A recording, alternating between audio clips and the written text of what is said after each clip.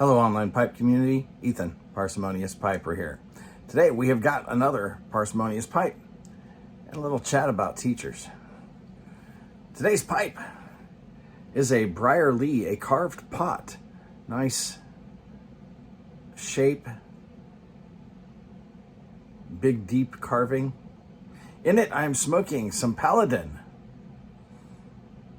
Why in the world, you may ask, is Parsimonious Piper smoking a cherry aromatic? Well, I am about to go on vacation with my whole family, my kids, grandson, daughter-in-law, and my parents who are flying out from Arizona. Since I'm going to be around other people for the next week, I will be smoking aromatics when I smoke at all. So I thought, I have not tried Paladin before, and I got a sample from Sean Goes Cobb.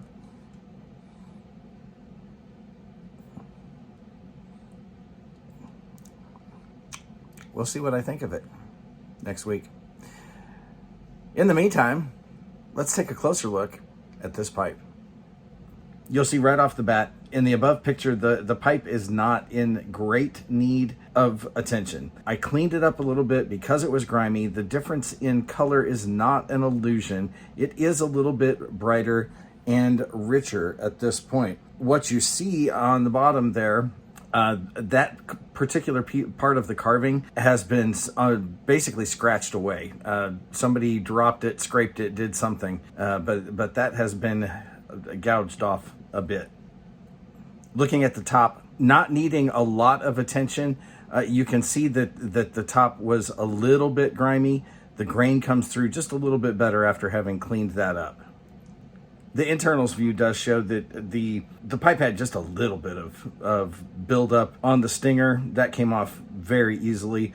And you can see in the grooves, top to bottom, the grooves are black now, where they had some dust and such in the inside the carving.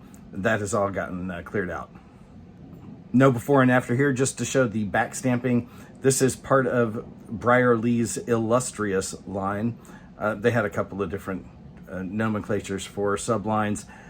Honestly, I'm not sure if any of them were better or lower quality than the others, or just a way to market.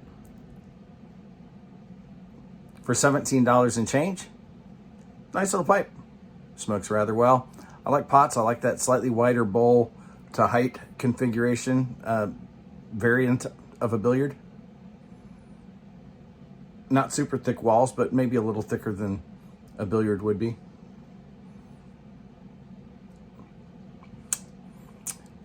Spencer, ThePipeShed, is having a giveaway. His channel is growing. Get over there, check him out. Link will be down below as always. I think you're gonna like this young man. Give him some support. As I said, he's having a giveaway. Please don't enter me. Got too much stuff as it is. But I wanted to answer this question because I do think this is an undervalued, sometimes, population. His question was, did we have a teacher or other mentor who had a significant positive impact on our lives?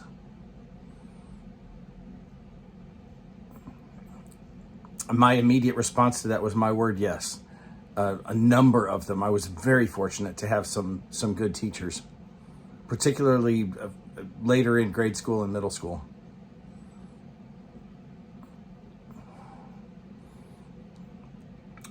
I'm only going to highlight two, though. Otherwise, this video would go on and on and on. My early primary years, kindergarten through third grade,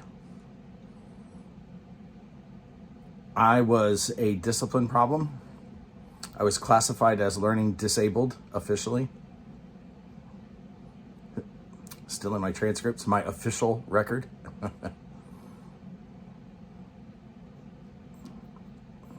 Was not considered much of a student or much of a prospect. Fourth grade came around. Mrs. Brown saw something different.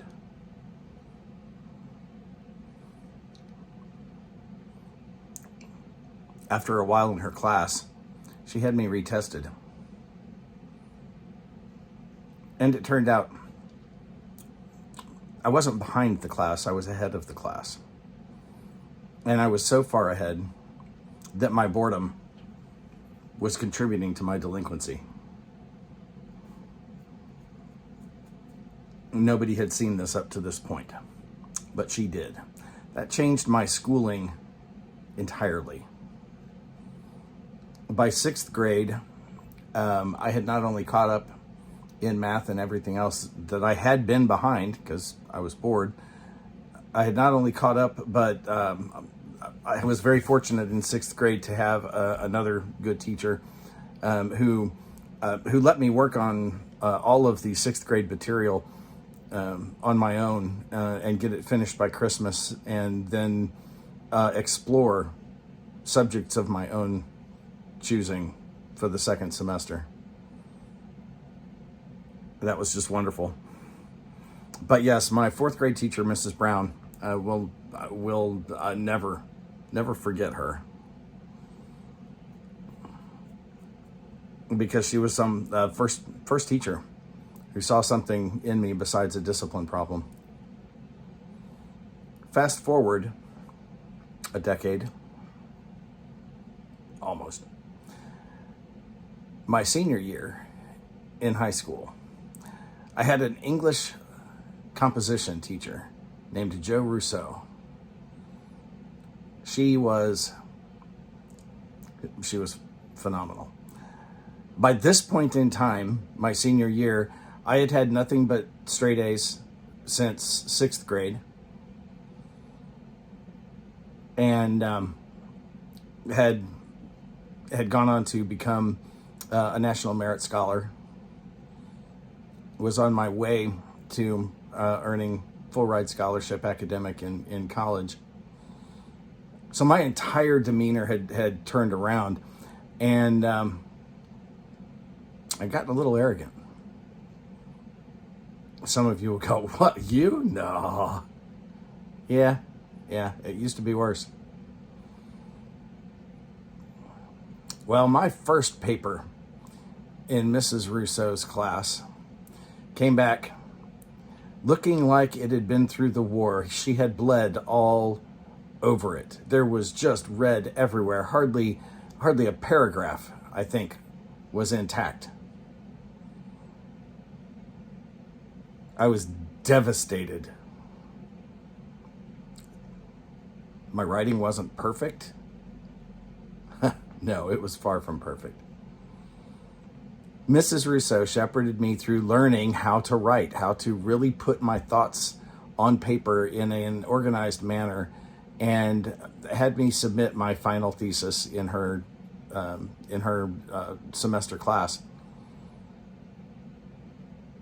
for a statewide competition there in Illinois that I went on to win.